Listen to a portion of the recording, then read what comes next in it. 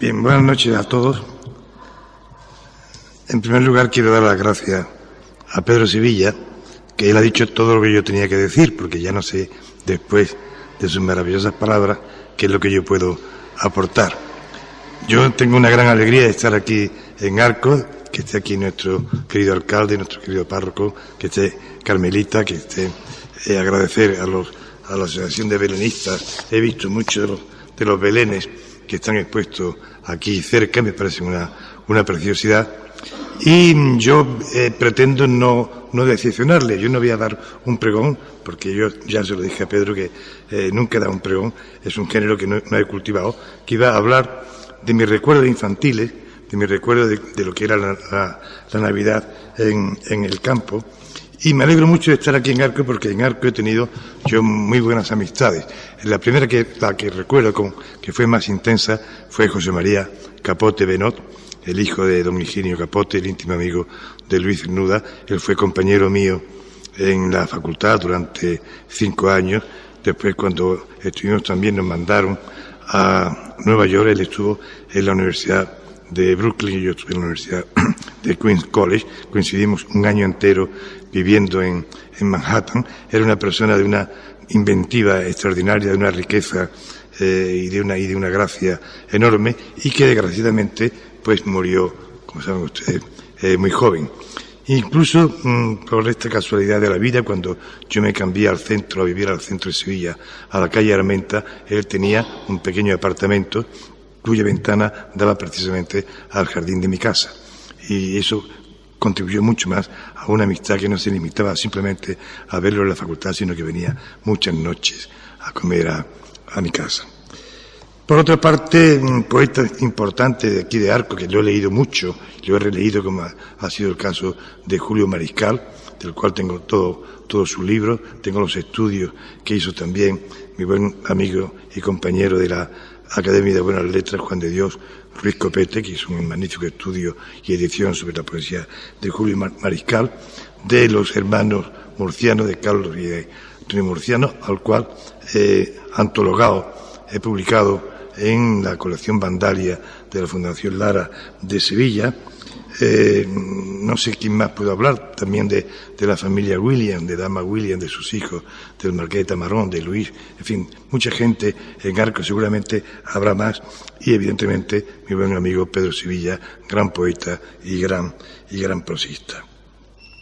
Y también, como no, mencionar a los hermanos Cueva, cuya novela Historia de una finca creo que es la mejor novela que se ha escrito sobre el campo andaluz, y yo tuve la suerte de prologar la última edición que se ha hecho en la editorial Atenaica de Sevilla. Me parece una novela absolutamente única y una novela que conserva toda su vigencia y la altísima cultura, porque el que se dé Julio Mariscal, el que se dé los hermanos Cueva, el que se dé los hermanos Murcianos, el que se dé Pedro Sevilla, en fin, el que se den todos estos personajes, don Higinio Capote y todos los hermanos, todos sus hijos, porque no solamente José María era poeta, también Rafael y también su hermano, pues esto quiere decir que Arcos tiene una capacidad artística y cultural muy elevada, y la prueba está en estos maravillosos marcos como es esta iglesia de San Pedro o la iglesia de Santa María, o tantísimo las bellezas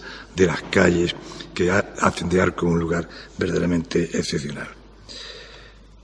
Si el pregón es decir algo elogioso en el que se acerca al público a la celebración de una festividad y se le incita a participar en ella, en cierta manera sí, pero yo no lo voy a hacer absolutamente exento de retórica. Para mí, una de las escenas más hermosas de toda la historia de la humanidad, de todo lo que ha podido inventar, pensar, plasmar en las artes, es el tema de la Anunciación.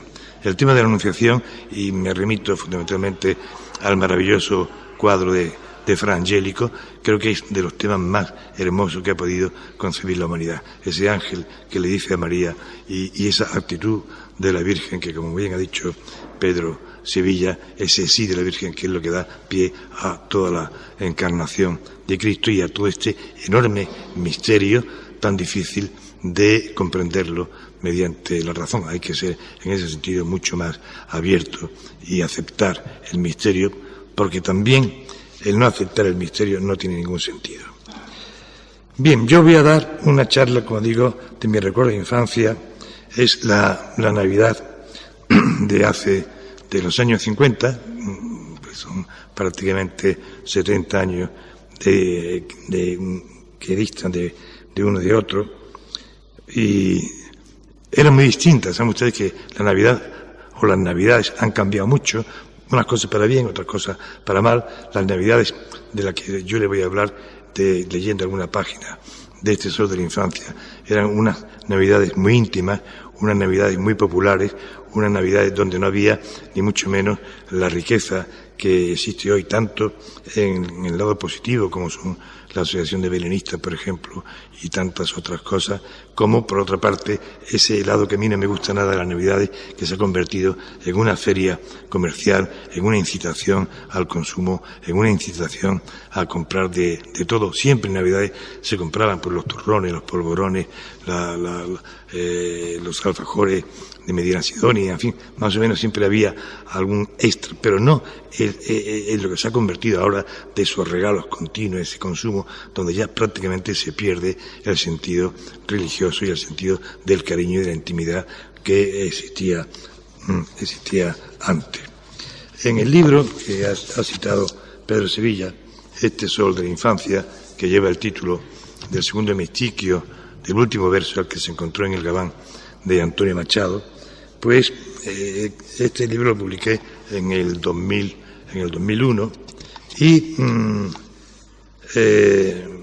consta de 3 partes.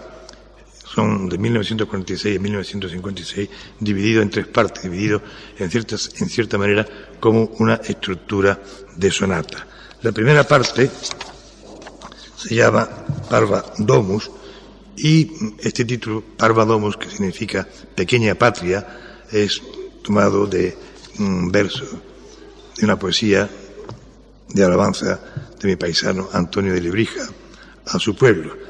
Salve Parva Domus, pariter salvete penates, atque lares hortus concia turba mei, que dice: te saludo, pequeña casa, os saludo igualmente, penates y lares, testigos fieles de mi nacimiento. Este es un poema muy hermoso del maestro latinista Antonio de Lebrija a su patria, que el año que viene, como saben ustedes, se conmemora el 5º aniversario de su muerte. Se están preparando muchísimos actos en Lebrija. Pues bien, la primera parte, esta Parva Domus, es la escrita por el niño cuando tiene el niño 6, 7 años, son los primeros recuerdos. Son una serie de fragmentos en prosa. No digo prosa poética porque no me gusta ese término de prosa poética. Es una prosa donde sí existe una cierta voluntad rítmica, una cierta voluntad lírica, y que son como pequeñas frases donde se va hablando de las primeras impresiones del niño en Lebrija. La segunda parte, esta primera parte, pues son unas 90 y tantas páginas. La segunda parte se llama Micones. El título de Micones no es otro que el título de la hacienda del Cortijo, donde nosotros pasábamos de niños las Navidades, pasábamos el verano, pasábamos todas las vacaciones, gran parte del año. Es una finca que está entre Lebrija y El Cuervo, es la parte más extensa de todo el libro y donde la naturaleza está muy, muy presente. Son 112 páginas frente a las 90 y tantas anteriores, y ahí es donde voy a hablar de lo que era el nacimiento, cómo se montaba el nacimiento, cómo se celebraba la Nochebuena, etc. Y la tercera parte se llama Ad portam coeli, en la puerta del cielo, es la más pequeña. Es ya prácticamente la despedida del niño de Lebrija cuando a sus hermanos han entrado ya en el colegio de Portaceli, en el colegio de los jesuitas, y cuando él tiene conciencia de que todo ese mundo del campo, de la libertad, del pueblo, de todo eso va a acabar en un internado que forma parte de la segunda parte de las memorias, que se llama precisamente En la puerta del cielo.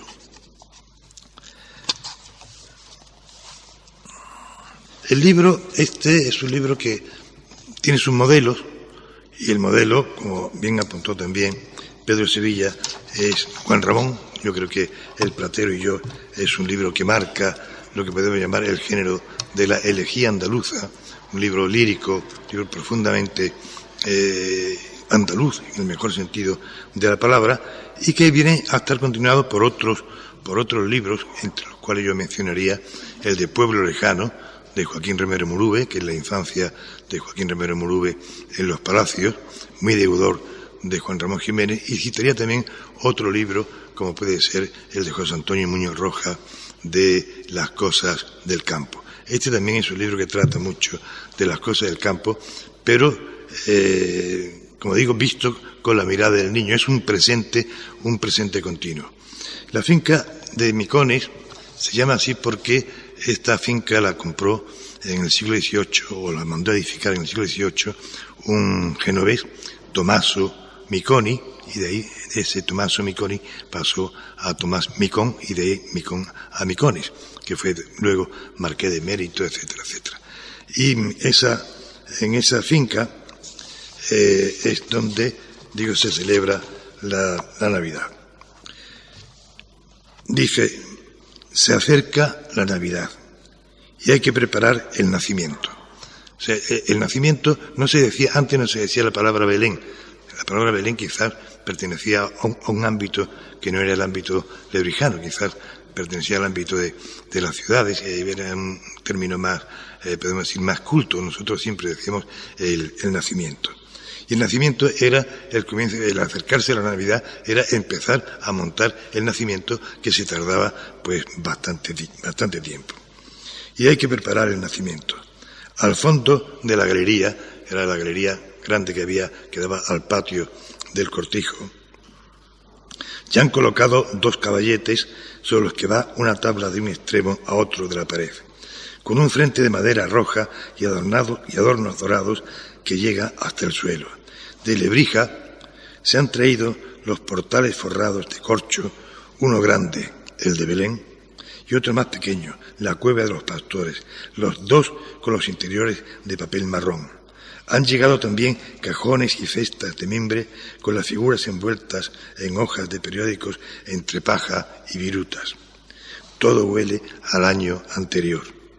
Los camellos de los reyes, la mula, el buey, la vieja lavando en el río, el pastor con un borrego sobre sus hombros, el viejo dormido junto a su puesto de melones mientras un niño roba los frutos del árbol que le cobija, los cochinos camino del pozo.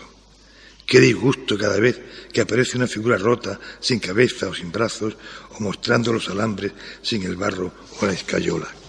Las más bonitas son las antiguas, las que ya no se encuentran en las tiendas. Eran todas las figuras que de la época de mi padre, que había heredado de su tía, que había sido su tía protectora, su tía que la había prohijado, y por tanto estas figuras eran figuras de final del XIX, muy bonitas, muy bien hechas, y claro, naturalmente con el paso del tiempo pues iban rompiendo y aparecían los alambres, las piernas, y eso era un disgusto. Las figuras más grandes eran San José y la Virgen, de rodillas, en actitud de adoración. Esas no nos dejaban trasladarlas, no se fallan a caer por lo que pesan. Pero antes de colocarlas hay que esperar todavía a que terminen el montaje. A mi padre se le ha ocurrido esta vez cerrar todo el frente superior y los lados con un amplio cortinaje y poner en primer término el portal grande, al que le han quitado las tablas del fondo, de modo que solo se vea a través de ese espacio cuanto hay detrás. O sea, mi padre había puesto el gran portal, había cerrado todo con unas cortinas y todo se veía a partir del portal de la Virgen y el Niño, y al fondo se veía pues todo lo que había. De modo que se ve a través de ese espacio cuanto hay detrás. La tela celeste del cielo, los paneles con las murallas de Jerusalén. Mi padre era muy aficionado a la pintura y había pintado Jerusalén, las murallas, en fin, más o menos toda la idealización de Jerusalén hecho en paneles de madera y le daba una profundidad verdaderamente muy hermosa. Aquí he visto en los belenes que he visto aquí hace un rato, como también aparecen a veces el horizonte de arco, de la silueta de arco con sus iglesias. Los paisajes que tanto recuerdan la lejanía de Gibalbín. Hay que ir a la linde del billar para cortar lentiscos.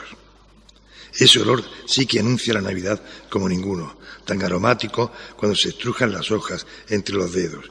Hay que ir por arena, por musgo, buscar trozos de espejo para los lagos, tiras de papel de plata para los ríos, piedras para los peñascos, serrín para las veredas, algodones para los copos de nieve.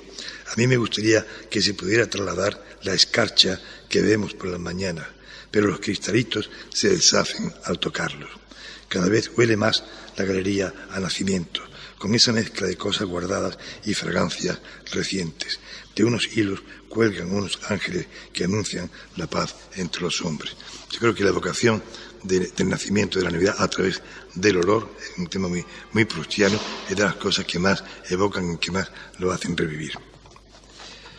Bien, tras este montaje del nacimiento, que como digo duraba bastantes días, pues viene la misa del gallo.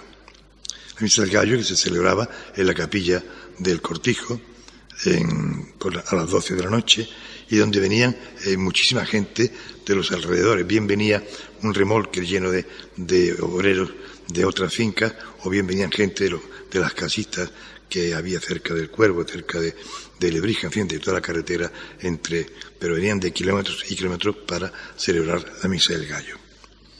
Es una noche fría y clara, con una luna grande. De los alrededores sigue acudiendo gente para la misa del gallo, unos bien enfundados en sus gruesas pellizas, otras con los mantones negros por encima de la cabeza. También un grupo de campanilleros con panderetas y botijas adornadas con cinta de colores, al igual que sus sombreros de palma. Mujeres y niños se apretujan en los bancos y el aire del recinto se va tornando denso con los vaos, el incienso y la cera.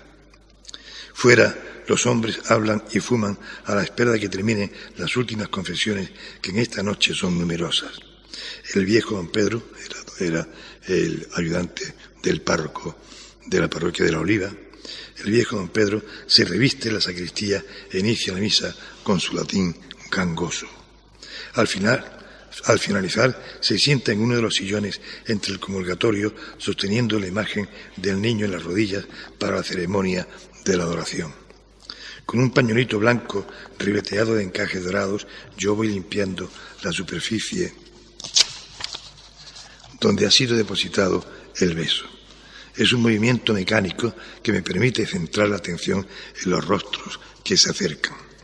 Hay caras como asustadas, las de esos niños y niñas que con los ojos muy abiertos se aproximan tímidamente.